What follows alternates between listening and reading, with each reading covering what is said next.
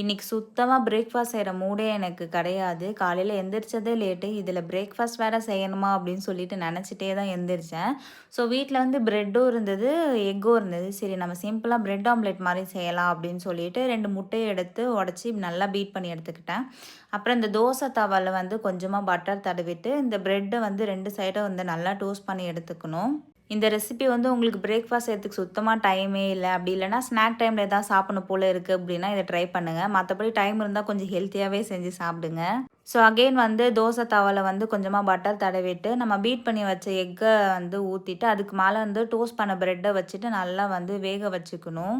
அதுக்கப்புறம் ஒரு சைடு வந்து டொமேட்டோ சாஸ் வந்து சேர்த்துருக்கேன். உங்ககிட்ட பீஸா சாஸ் இருந்துச்சுன்னா, அது கூட சேர்த்துக்கலாம். நல்லாயிருக்கும். இன்னொரு சைடு வந்து மயோனைஸ் சேர்த்துருக்கேன்.